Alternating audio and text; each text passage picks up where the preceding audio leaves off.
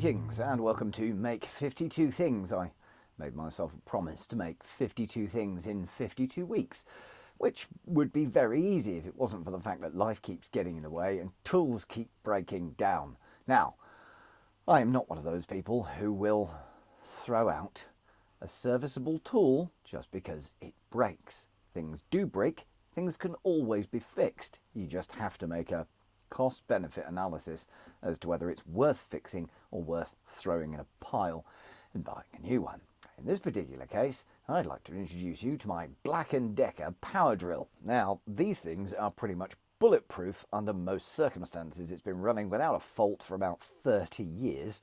It hasn't even had new brushes in it in that time.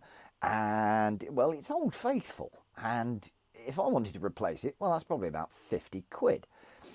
Now, I have a feeling that I know what the fault is, and if I take it apart, I might well be able to fix it. Now, if I can't fix it, I've taken it apart, and I'll learn more about the insides of a drill, and I might find bits that I can scavenge if I can't fix it.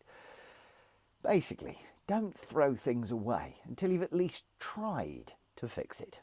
So, open heart surgery on a Black&Decker 710 watt power drill. Let's go.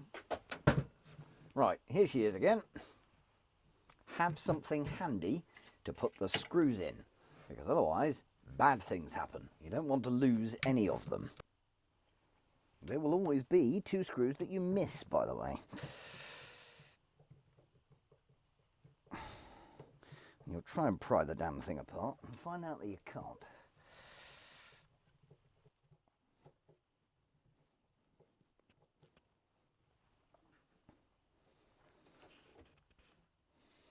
Occasionally with these things, there'll actually be a pry point somewhere. Not on this one, there isn't. Gently with a screwdriver.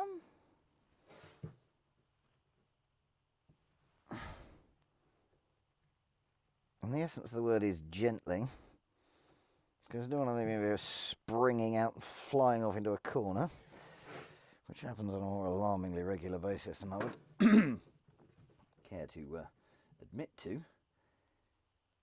Et voila! Now then, you might just be able to see here that there's a tooth structure there, which is quite exciting. That is what performs your hammer drill bit. When you press in, that hits that chuck and will batter it backwards and forwards and give you your hammer drill action. Ha! That's very clever. Okay, that's cool. Now then, you see here, there's this gap between these 2 main gears, and that gear engages underneath there.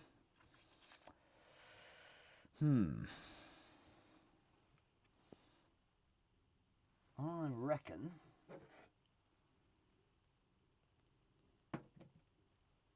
this switch on the top goes round, but oddly enough that switch on the top goes round and doesn't do anything. That is, I think, because there is supposed to be a locator pin in there, which is going to make this a significantly more difficult job. Problem is finding the locator pin and getting the locator pin back into its hole and getting it to stay there so it doesn't do the same thing again is going to be tricky. And it's going to be messy, and I won't really be able to film it until I've found it. So I'm going to go digging, and I'll be back with you in a moment. Can you see what we're looking for, kids? How about that? That is all on its lonesome, and it shouldn't be there. That is a locator pin.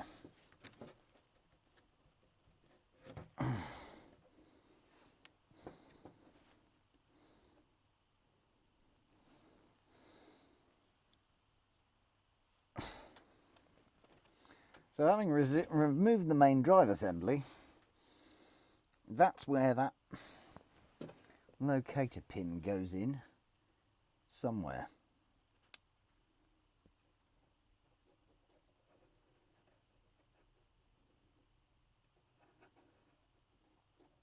Right, so there's no other hole. It's that one. Now I've got to try and get it cleaned up. Right, so I've got all the crud off it, and as you can probably see, that is a problem. Because that hole is round, well, just about, and the pin goes in it, perçoit. However, clearly at some point that's been dragged off in sort of that direction, and it's snapped. Well, it's not snapped it, it's just sort of, well, it's stretched out the hole, if you'll pardon the expression, and even with that amount of lubrication. So yes, so there you go. What I'm going to have to do is rebuild that. Fortunately, I have a whole collection of glues because I'm a deeply, deeply sad individual. It's a wonderful new morning and I'm wearing a different shirt. Deal with it. If you came here for flawless continuity, you came to the wrong place. Now then, glue collection. I genuinely do have a glue collection because I'm quite sad, as I think I've stated previously. To my mind, they fall into kind of three categories. We've got things like this, high-tack, it's called high-tack all-purpose very sticky glue. Falls into sort of the same category as wood adhesive, wood glue, and various others, and then they're sort of PVA based. They're vinyl and they are water soluble, which makes them useful for all sorts of stuff. It doesn't make them very, very strong on non-absorbent surfaces. You can use them on non-absorbent surfaces. They don't really work very well, tend to peel apart quite easily. Then there are what I call solvent glues, or the stuff that I think of as solvent glues, which is things like Evo Stick, contact adhesive, Yoo-hoo brands like that. The clear sort of plasticky glue that stinks, and that if you were a teenager at a certain time, you could put into a paper bag and have fun with. Not that I ever did, because I saw people doing it and it's a disgusting and revolting habit. It makes you all feel just slightly... Anyway, each their own. So that's like two categories, solvents and PVAs, and then you've got, well, cyanocrylate, which is a big word for superglue. The superglue family is huge, and all superglues are not created equal. Here's a selection, for instance. On top of the cyanocrylate set, there are products like this. This is made by Gorilla Glue. Gorilla Glue is absolutely fabulous. This is the same stuff as superglue, mostly, but it has a foaming function in that when you add water to it, that catalyzes and forms a foam, so it'll fill gaps. And it's waterproof because it's cyanocrylate, and it's kind of like, you know, that foam that you use to fill gaps in houses? You know, the spandy foam? Useful stuff. That's all based on the same kind of chemistry, and it sticks like to a dry blanket. And it's brilliant. Now, oh, there's another type as well. Two parts. Epoxy. I forgot about epoxy. So epoxy is the other kind of glue that I've got, which is two parts. So you can see this syringe has two tubes, and you press both plungers at the same time, and equal parts of the same come out. You mix that up. Again, it catalyzes and sets like rock. Trade names include araldite, if you've ever used that sort of stuff. Epoxies are really useful, and that's kind of based on fiberglassing technology. Somebody will complain that I've said that, but anyway, tough. It's true. They're epoxies, and you can go all the way up to proper fiberglassing kits where the epoxy is much less viscous, and you can actually pour it. All good so far. One of the big warnings is when you're using any of these glues, absolutely do not smoke while you're doing it. Anyway, so cyanocrylates give off appalling fumes and have a particular stink, and they're not all created equal. A long time back, industry got a new player on the scene. This is Q-Bond. Now, Q-Bond originally, like very, very, very many adhesives, you couldn't buy in the shops because it was frankly mental. Q-Bond is a kind of a special stuff in that it comes with powders. The powders dissolve in the superglue and make a solid. Oh yes, I think this is our baby. Let's unbox for a moment. Now, I'm not a big fan of unboxing videos because they're generally very long-winded and very boring, and then they don't even tell you what the product does. So, there, unboxed. What we have in the box is two bottles of ultra-strong quick bonding adhesive, two bottles of powder, different types. One's a metal powder, one is a plastic powder. Two pins, which is actually really bloody useful. Thank you for that. Quick bond and instructions. Now, under most circumstances, I don't bother with instructions because they take, well, they take the mystery out of life, I'll be perfectly honest with you. Real engineers don't read instructions. It's part of the rules. But there are English instructions here, and they say ensure that the paint is removed. There isn't any paint, but this is one of those auto-translate jobs, so it's the worst kind of English in the world. Apply powder to area being repaired and then drip Q-Bond onto the powder, making sure that the bottle and or applicator doesn't touch the powder. To replace fill missing parts, blah, blah, blah, blah, blah. Do not cut the bottle open, pierce with the pin supplied and seal after use. Right, that's the pin supplied. Marvellous. Use the thin tube where accurate repair work is required. Slide the tube over the nozzle of the bottle. Hey kids, guess what? There isn't a thin tube. They didn't put it in the bloody pack. Anyway, such is life. Let's get on. So here's the repair. This is the hole. You can see it's slightly deformed where that pin, which locates into the selector wheel, has bent over that way.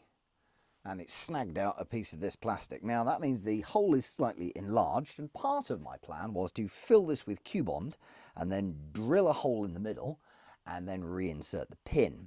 But I don't know how fragile, how brittle the Q-Bond is going to be once it's done. Now you probably can't see this, but that pin is slightly wider at one end than it is at the other, I think because it's been wedged in that hole for too long. You can also see grinds on the surface of the pin, which show where it's been locating against metal. Effectively, it wasn't a very clever idea to start with, this thing. I'm half tempted to see if I can find a drill. What I'm going to do is I'm going to repair this first, and then I'm going to see if that repair holds. If it breaks again, then I'll do it a different way. But looking at this part, I know that I will be able to sort it out if it goes again. Now, I'll wedge that pin back in there. It will sort of go back in. Ooh, and then won't come out again. I might just clean out the bottom of that hole with a drill, I think. Now, sod's law dictates that the one drill I want is going to be the one drill I haven't bloody got. But there you go. I'll see if I can just clean out the bottom of that hole.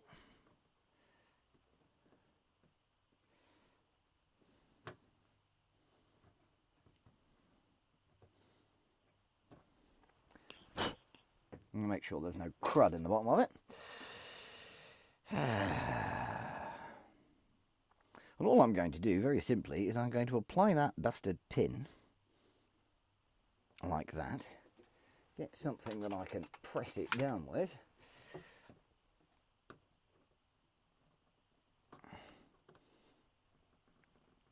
Like that. Never used this stuff before. Making it up as I go along.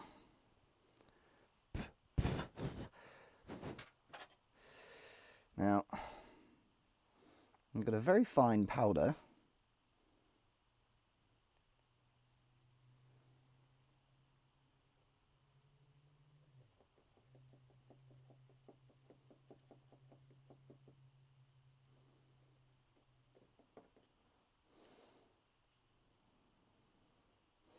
I'm going to spoon on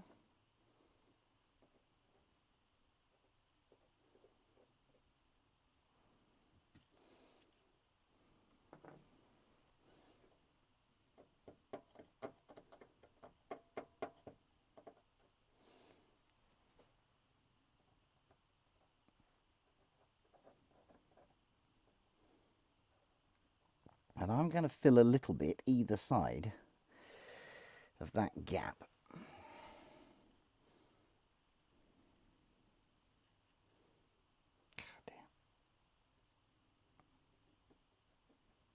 Shaky hands today.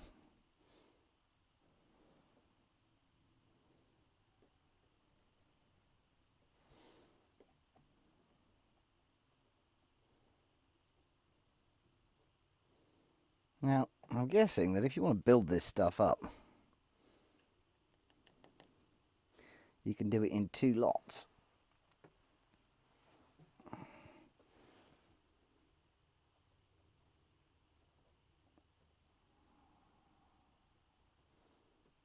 I'm also guessing this would be a terrible time to sneeze.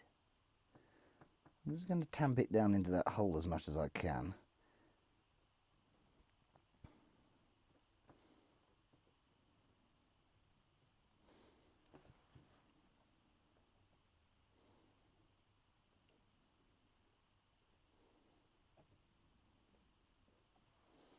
And arrange the powder.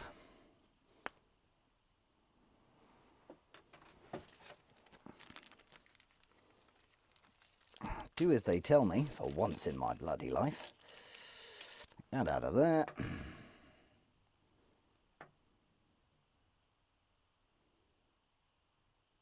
Oops. Right, there we go.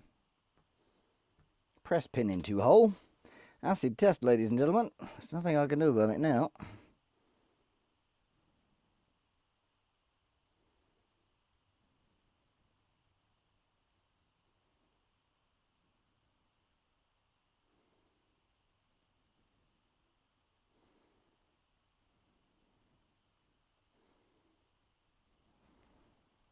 And it says rock hard in 10 seconds. So,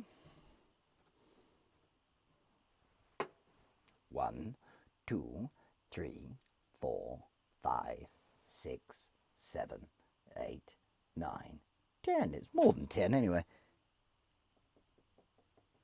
Yeah, it's rock hard. It certainly is rock hard. So a little tiny bit of fettling later with a ward file to just get this area flat, so I'm absolutely guaranteed that the thing fits back into the drill. I'm also going to sort of excavate a little bit of that, just really to see how well it attached this stuff is. It's pretty bloody good, you know, bearing in mind that component has been soaking in some fairly decent grease for its life. I also don't know what the abrasion profile on this stuff is, so I'm trying to get as much of it out of the hole as I can. I don't really want something that's highly abrasive lurking around inside your drill. That would be bad. But all in all, that looks like a relatively strong repair. So now, we've got to try and get the bloody thing back in the drill, which I've 90% taken apart, if you remember. Now, that spline never changed, so hopefully it will just reseat back in, which it appears to. Oh God, if this doesn't go back together, I'm going to be really embarrassed.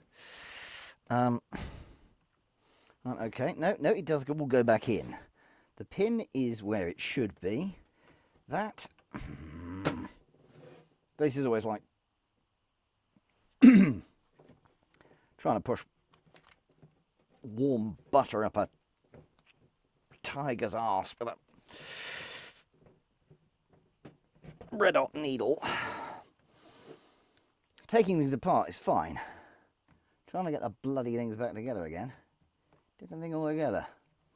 What I should be able to do is slide all of that way.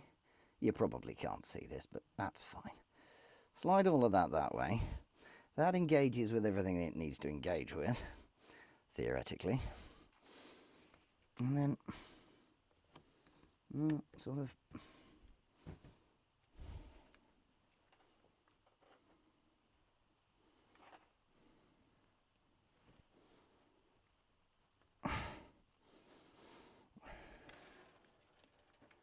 There. Repairing a drill is a lot like making love to a beautiful woman. You've sort of got to wriggle and press. Right, so here we go. I don't know whether you can see this. I haven't managed to get it all back together again. Just for confusion's sake, in here, this is where the ratchet, hammer attachment works, because these two toothed discs engage, which give it that kind of feel. Inside the bottom of that axle socket, there is a ball bearing and a spring. The ball bearing allows this selector here to turn and engage the hammer or not. So that was a bit of a ball ache. This, however, is our fixed selector. Watch this gear race. This engages with a small toothed gear underneath there. So that one and that one engage in this set. And then when you turn the selector, theoretically, that pin that we've just put back in engages in there, and providing the teeth are aligned, which apparently they're not,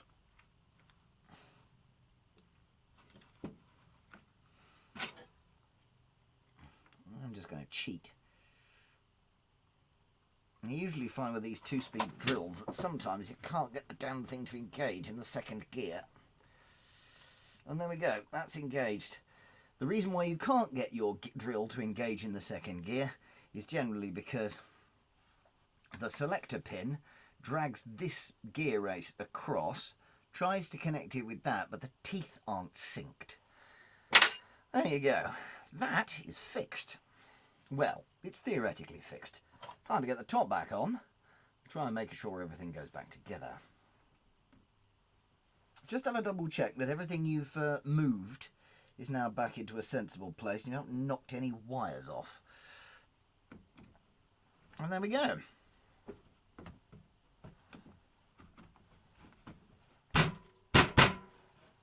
Also, check there aren't any bits left behind. What I tend to do is dry fit all the screws. Apologies for the sound in the last bit, by the way, on the principle that I didn't have the microphone on.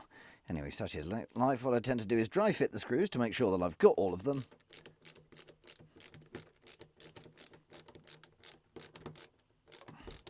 Before I start working it all together.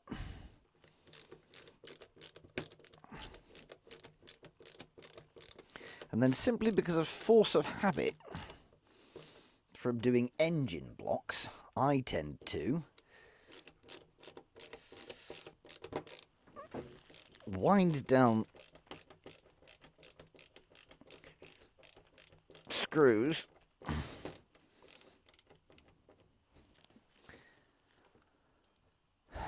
diagonally opposite each other.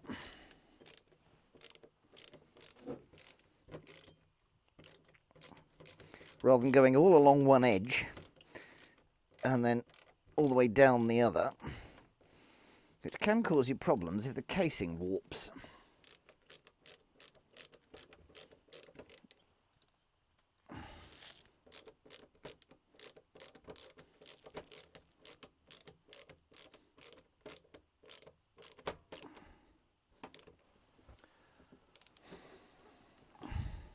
So here it is. It's fixed, and I've plugged it in, and I've waited until this moment. Now you're here to press the button. Are you ready, kids? Excellent. It works. It works. It works. It works. Now, what I need to do, and actually I've got the settings on the right place as well. I'm going to turn that dial with my selector pin on it. Once again, it's not quite engaging. A bit like my videos. Not quite engaging. There we are on speed 2. And it works. Now then, that's taken me about an hour to do that. Slightly more because I've been filming it, and filming it's a pain in the arse. But it's taken me about an hour to fix that, take it apart, have an explore, find out, get a glue, apply part, fettle it, put it back together again, test it. An hour. Now, if I wanted to replace this, it is, as you can see, hammer drill and rotary, 2-speed. It's heavy duty, 710 watt. If I wanted to replace this now and go out to a DIY store and buy one, it probably cost me the thick end of 75 quid. If not slightly more. And if I bought the blue one that begins with M, you could probably double that at least to get a corded drill. Duh. Anyway, fantastic tools, but gee heavens, they're expensive. So I've spent an hour, and that hour has saved me 75 quid. Now, even if you don't subscribe to the Save the Planet, Save Materials, hey, let's not stick this sort of thing in landfill because why would you? Even if you don't subscribe to that environmental kind of idea of repairing and recycling and all of that sort of stuff, you should subscribe to the £75 principle. Repairing things is cheaper. You also get an enormous amount of satisfaction out of it, and I've been inside this drill now, but excuse the expression, so I know how it works. And I've found out all sorts of interesting stuff about how this works. I know more, I'm £75 better off, and I've got a sense of satisfaction. As far as I'm concerned, those are 3 very, very, very good reasons to fix things rather than throw them away.